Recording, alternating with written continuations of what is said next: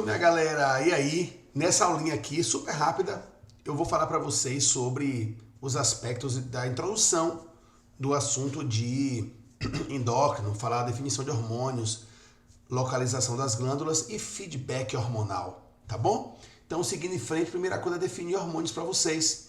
Hormônio nada mais é do que uma secreção das glândulas endócrinas capaz de estimular ou inibir outras glândulas ou órgãos. Pode ser de natureza proteica, como a insulina, ou lipídica, como a testosterona. Os hormônios controlam o funcionamento do organismo humano. Esse é o trabalho hormonal. Fazer com que algum órgão ou até outra glândula entre em atividade ou inibindo essa atividade. Dessa forma, a concentração de uma série de substâncias no sangue pode ser controlada. Nosso corpo consegue aumentar a produção, por exemplo, de aldosterona, aumentando a reabsorção de sódio.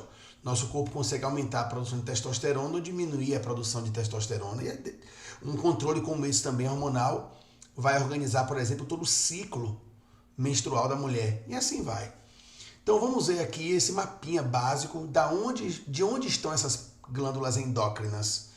Então nós temos aqui destaque para a hipófise, que é essa glândula mãe, né? Essa glândula que controla as outras glândulas. A tireoide, também nessa mesma posição da tireoide estão as paratireoides, que vocês vão ver em aula seguinte aqui no canal.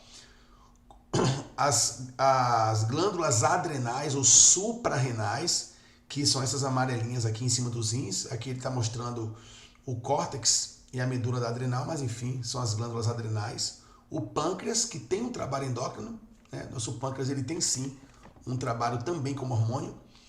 É considerado uma glândula anfícrina, porque ele atua tanto com um produto que é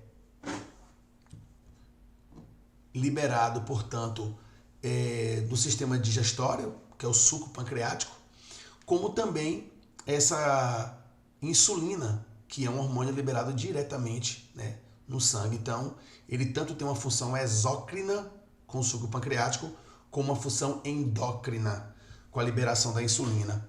Nesse assunto de sistema endócrino, o pâncreas vai entrar nessa particularidade de produzir insulina e glucagon, tá bom? Aqui os ovários, né, responsáveis pela fertilidade da mulher, produção do óvulo, produção de estrógeno, progesterona, e os testículos, que tem seu papel também na produção de espermatozoide e testosterona no homem. Todo hormônio ele é específico. Então ele tem uma célula-alvo. E essa célula-alvo, ela, portanto, tem que ter receptores hormonais para poder aquele hormônio então fazer efeito. Então, nesse esquema super simples aqui, você está vendo uma glândula endócrina, uma célula, né, de uma glândula endócrina. E aqui está aqui vesículas de secreção com hormônio. Esse hormônio é liberado por exocitose. Nesse modelo aqui didático, o hormônio está sendo colocado dentro do vaso sanguíneo, porque se é uma secreção endócrina, é porque é liberado dentro do vaso sanguíneo. E através da circulação sanguínea, esse hormônio vai chegar até a célula-alvo. Então, a hipófise libera o GH. O GH viaja pelo sangue até chegar no osso, pronto, que é o alvo, ou na cartilagem. Esse é o princípio a ser representado aqui. Agora, a pergunta que fica é: o que o hormônio realmente faz? O hormônio, quando chega na célula, quando ele chega lá na membrana plasmática, que ele é recebido, ele está fazendo realmente o quê? Então, esse esquema é muito bacana para você entender um pouco desse mecanismo de ação hormonal. Aqui mostra um hormônio peptídico, né, de vermelhinho, e perceba como essa membrana tem essa proteína aqui, que é um receptor.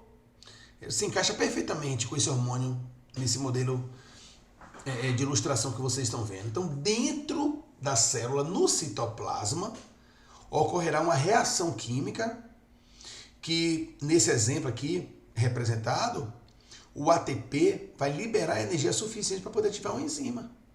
Olha aqui no verde, aqui, ó, enzima inativa, mais à frente, enzima ativa. Tá vendo? Então, tudo que essa enzima for fazer dentro dessa célula, ela só vai fazer porque o hormônio, ao se ligar na membrana plasmática, ativou essa enzima. É só um exemplo demonstrativo, mas qual é a moral da história aqui? Hormônios, quando se associam às células-alvo, eles deflagram, eles iniciam um processo metabólico que vai acontecer. Vou te dar um exemplo mais específico disso. Por exemplo, aqui, um hormônio esteroide, né, supostamente foi liberado por essa glândula e chegou nessa célula aqui embaixo. Nesse caso, perceba que o receptor desse hormônio acaba ativando a leitura de um gene. Então, o gene lá no DNA, dentro do núcleo, estava inativo. Depois que esse hormônio se associou à célula-alvo, esse gene, portanto, foi ativo, ou seja, esse gene agora vai produzir um RNA mensageiro. Isso que é ativar um gene. É ele ter transcrição, né? Executar uma transcrição.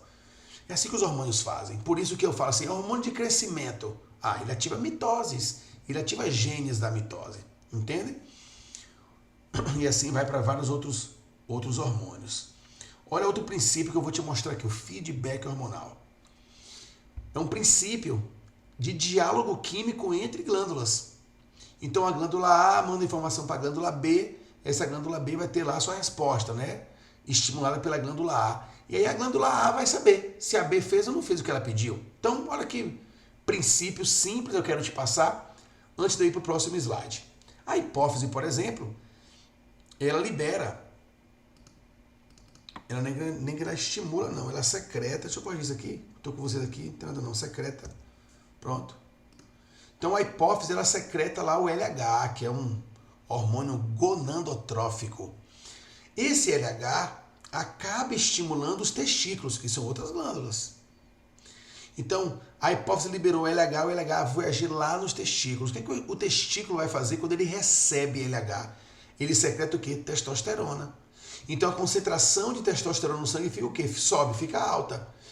Quando a concentração de testosterona fica num determinado nível, o que vai acontecer? A própria testosterona, porque está em alta concentração, está em alta concentração, a própria testosterona vai inibir a hipófise.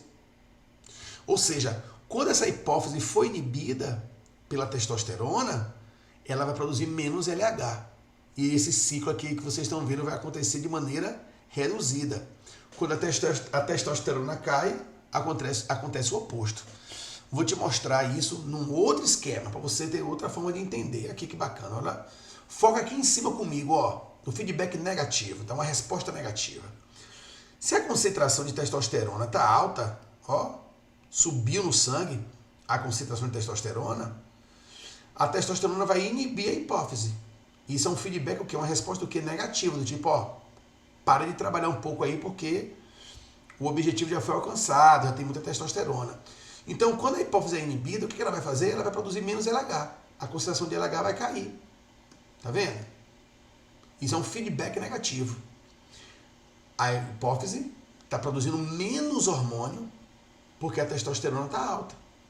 Então, como resultado foi reduzir a produção, a gente fala que é um feedback negativo. Feedback positivo. Se a concentração de testosterona está baixa, porque a testosterona já está lá fazendo suas ações nos músculos, nas células, está gastando a testosterona que foi produzida, o nível baixo de testosterona faz o quê? Estimula a hipófise. Estimula a hipófise a produzir o quê? LH, aumentar a concentração de LH. Tá vendo? Então, então, se a testosterona está alta, o LH cai. Quando a testosterona cai, o LH aumenta. Exatamente porque, se a testosterona está baixa, isso gera uma ordem, manda LH, porque precisa fabricar mais testosterona. Entenderam aí? Posso voltar esse ciclo agora para você ver mais uma vez. Então, nesse caso, o LH vai estimular o testículo, vai produzir muita testosterona. Então, testosterona nível alto, dá um freio nisso aí, porque já tem testosterona à vontade. Deixa a testosterona abaixar para poder emitir um feedback, positivo. Então, olha essas consequências, Os anabolizantes, por exemplo, eles são sempre trabalhados nesse momento. Quando uma mulher, por exemplo, toma anticoncepcional, o ovário da mulher tende a produzir menos estrógeno ou progesterona. Porque o hormônio exógeno, que a mulher está tomando ali no comprimido ou de maneira injetável, não importa, passa com a informação da hipófise. Passa a seguinte informação: olha, já tem estrógeno já tem progesterona, por que você vai mandar fazer mais? Aí a hipófise vai reduzir a produção de FSH e LH. A mesma coisa no homem. Então aqui, o uso de hormônios exógenos como anabolizantes de testosterona reduz o tamanho do testículo. O testículo chega a ficar menor, porque ele não está trabalhando muito, produzindo testosterona, e a produção de testosterona endógena. Então, se o homem está aplicando testosterona injetável, o testículo dele vai pensar o quê? Para que eu vou produzir mais testosterona? Se já tem a vontade aí no sangue. Então, a testosterona exógena está disparando o que em cima da hipófise? Feedback negativo. Entenderam? A testosterona exógena injetada, nesse exemplo, ela vai provocar um feedback negativo em cima da hipófise. A hipófise vai produzir menos LH. Pronto. O LH não está chegando em grandes quantidades lá no testículo. Para que o testículo vai produzir testosterona? Entendeu? Essa é uma das consequências bem sérias, né, do uso de hormônios sem prescrição médica. Valeu? Princípios passados. Segue agora essa aula lá na frente com tireoide aí de hipófise, hipotálamo e tudo mais que eu vou falar nas demais aulas. Valeu? Vamos nessa, galera! Vamos seguir essa sequência inteira de endócrino, que é muito massa.